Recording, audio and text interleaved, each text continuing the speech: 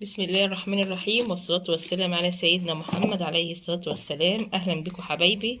النهاردة بإذن الله هنعمل شوية قراقيش كده سادة بالسكر. ولازم الأول نعمل نعمل خميرة.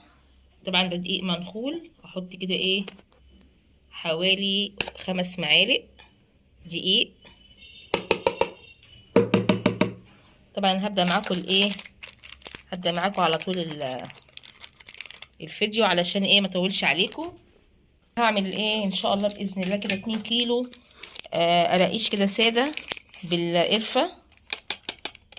انتوا عارفين بقى الجو الغلا ده بطلنا نجيب بقسماط، فنعمل حاجات في البيت احسن.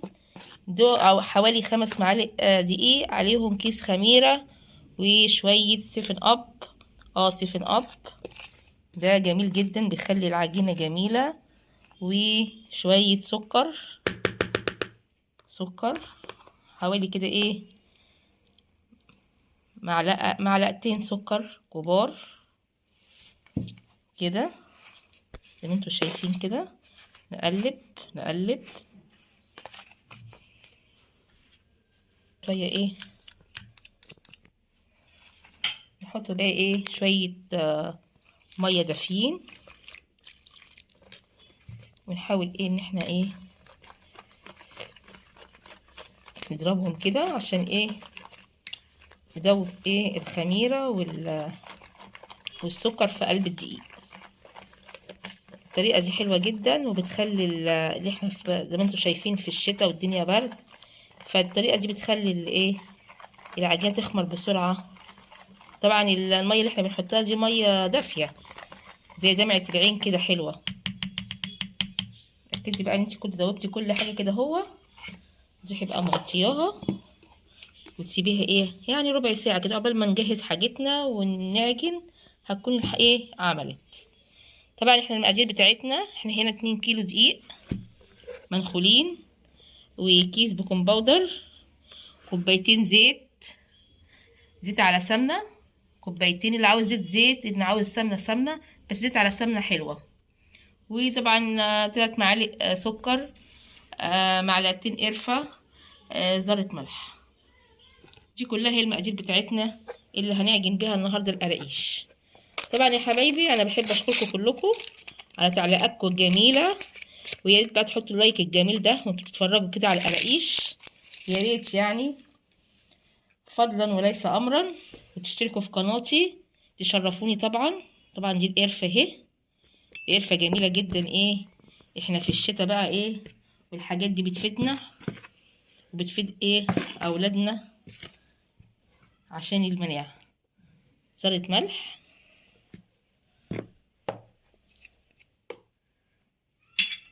حبايبي وحشتوني. وانا بصراحه بشكر كل الناس الجميله اللي دايما تعلق لي تعليقات حلوه زيها. طبعا هحط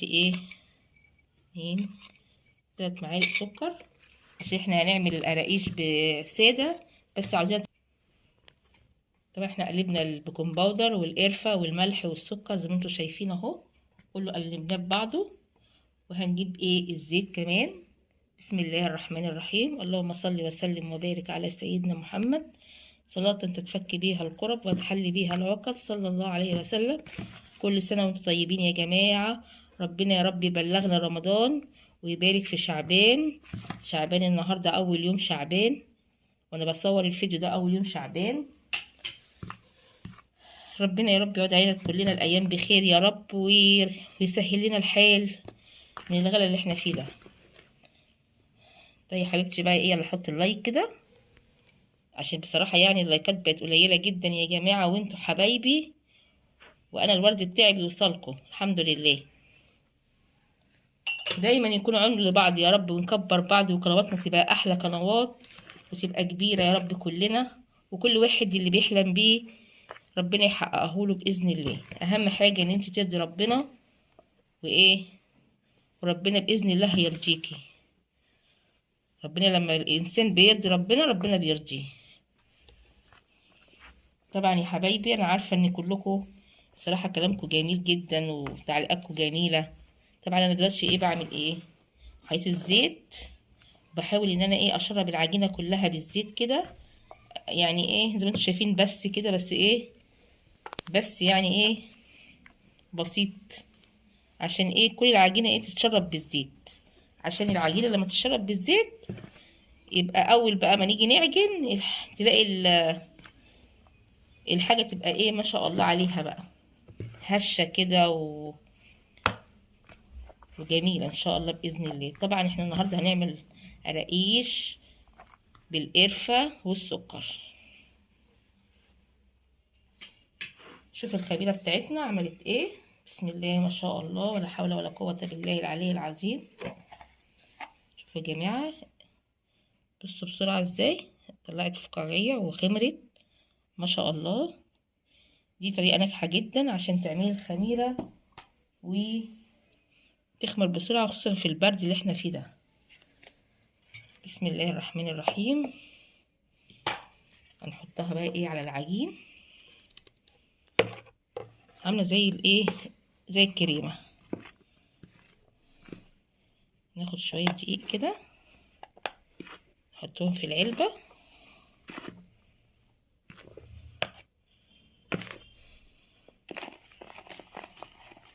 عشان طبعا العلبه كلها دقيق وكده، فلازم ايه ننزل كل الخميره عشان ايه طبعا ايه نستفاد بيها وبالعجين بتاعنا.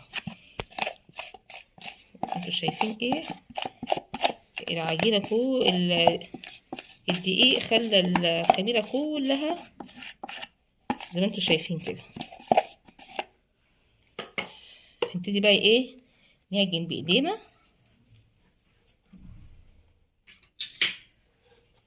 بسم الله الرحمن الرحيم ولا حول ولا قوة بالله العلي العظيم. طبعا احنا ايه هنعجن عشان الايه القراقيش. طبعا جنبنا ميه دافيه، احنا هنعجن بميه مش هنعجن بلبن. القراقيش الساده دي بتحب عجين الميه عشان تبقى ايه ناشفه شويه، ناكلها جنب الشاي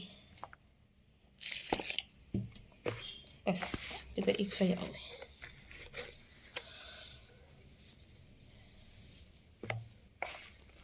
بسم الله الرحمن الرحيم والصلاة. يلا يا جماعه بقى حطوا لي اللايك بتاعي واشتركوا في القناه يعني. وانا بقول اهلا وسهلا بالناس الجداد اللي اشتركوا في القناه بتاعتي، نورتوني، وان شاء الله باذن الله نكون عون لبعض. والناس اللي لسه ما اشتركتش بقول لهم يلا بسرعه بقى نشترك مع بعض كده، عشان ايه نساند بعض ونكبر بعض باذن الله.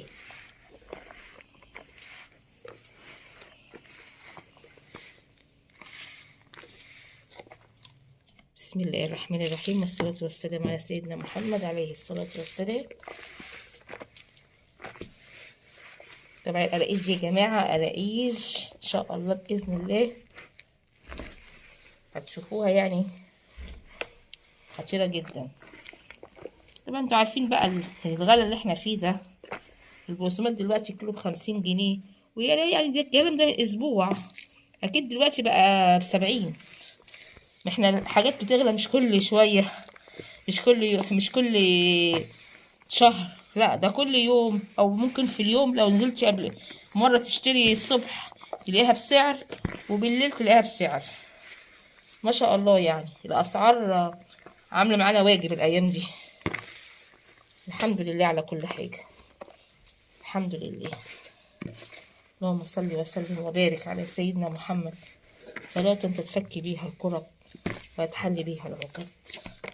شفتوا العجينة ايه اتلمت اهو، بسيطة. الزيت اللي عاوز يحط زيت يحط، اللي عاوز يحط سمنة يحط.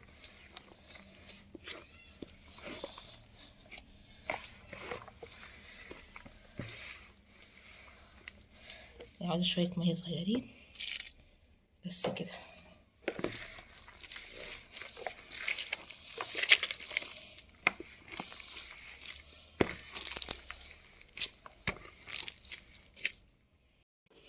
طب احنا عجينا العجينة زي ما انتم شايفين اهو، بصوا ما شاء الله عجينة زي الملبن ازاي.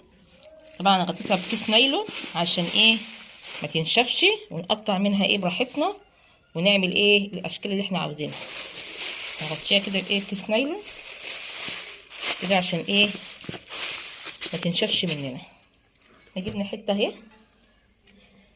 شكلي بقى اللي انت عاوزه تعمليها. بصي انا حطيت نكهه البرتقال، شويه قشر برتقال برضو كانوا عندي مع القرفه، مخليه شكل العجينه وريحتها خطيره. طبعا انا ايه بصوا هنفرد كده بايدينا زي ما انت شايفه كده، مش محتاجه لا نشابه ولا اي حاجه، بايديكي كده على طول على طول كده. هو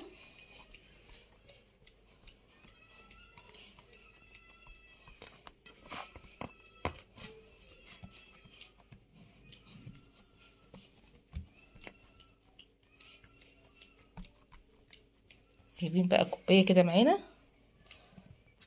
قطع بالكوبايه كده، اسهل طريقه ممكن انتي ايه تعملي بيها.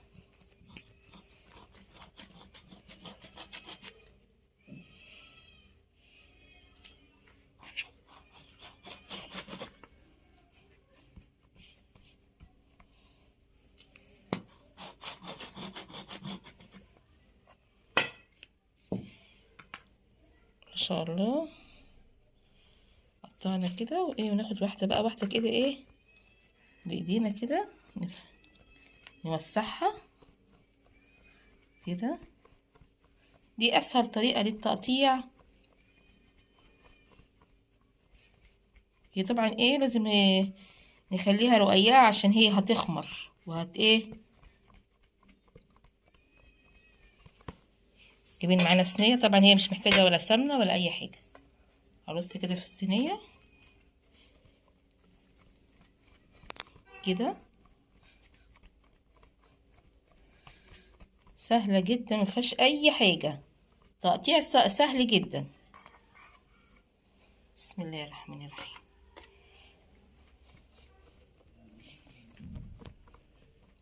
توسعي كده ايه عشان هي طبعا لسه هتخمر تاني، فايه كده. طبعا احنا ايه الاشكال دي كلها بقى ايه هنعمل شويه ايه اللي هو ايه، نعمل شويه كمان شكل تاني، اعمل لكم شكل تاني اللي هو ايه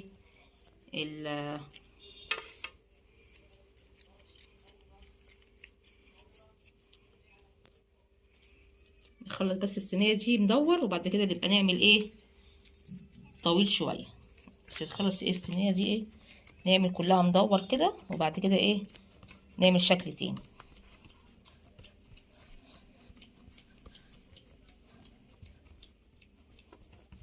طبعا ايه الاشكال اللي انت عاوزه بقى، تعملي فصائل صغيره، تعملي حاجات طويله. العجينه جميله وشكلي اللي انت عاوزاه.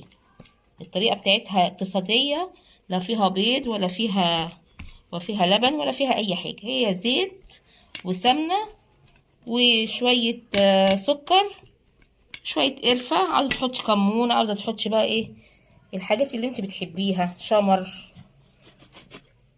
يعني بصي كل واحد بقى اللي بيحبه حاجه ايه يحاول يبقى القرقيش بالنكهه بتاعت الحاجه اللي هو بيحبها. مفيش اسهل من كده بقى. يعني ايه كلنا عندنا كوبايات ومجات في البيت. طبعا المقاس اللي انت عاوزاه ايه بتعمليه كده، سهله جدا.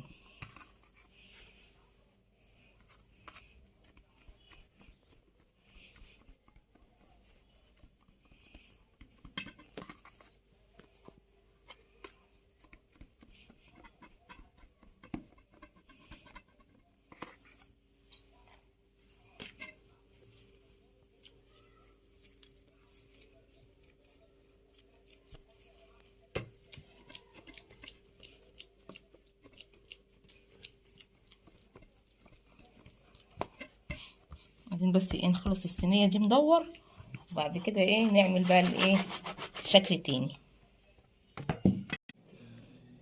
بسم الله الرحمن الرحيم. بصوا حبايبي عملنا اشكال زي ما انتم شايفين اهو، وخرمنا بالشوكه، وهنا عملنا الدواير دي.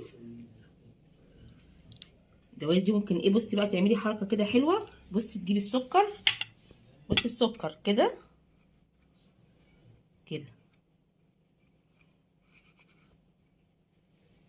انت لو حابه يعني تحطي ايه شويه سكر كده ايه على العجينه، جميله جدا. هوريكي بقى دلوقتي لما ايه استوت. بصوا بقى، بصوا ده اللي بسكر، شوفوا لما استوى. بصوا بصوا بسكر عامل ازاي، لسه مطلعاه دلوقتي من الفرن. بصوا ده بقى الفطير الساده، بصوا منفوخ ازاي وحلو ما شاء الله. بصوا ده السكر، بصوا السكر جميل ازاي ما شاء الله عليه. بصوا ما شاء الله ما شاء الله حلو جدا. ممكن تعملوا بقى بسكر، تعملوا ساده كده زي ده فطير زي ما انتم شايفين كده، هو جميل جدا. او قراقيش زي كده، ده برضو قراقيش. يعني بصي 3 اشكال قدامك، الشكل اللي تحبيه اعمليه. ده طبعا بعد التسويه، وده هو لسه عجين. يعني انا لسه مطلعه دلوقتي دول من الفرن، قلت ايه اوريهولكم قبل ايه مخبز الباقي. ارجو يكون الفيديو عجبكم. فلفل القراقيش بالقرفه بالسكر. ويا رب كده دايما نتقابل على خير. متنسوش بقى اللايك والاشتراك في القناه. تصبحوا على خير.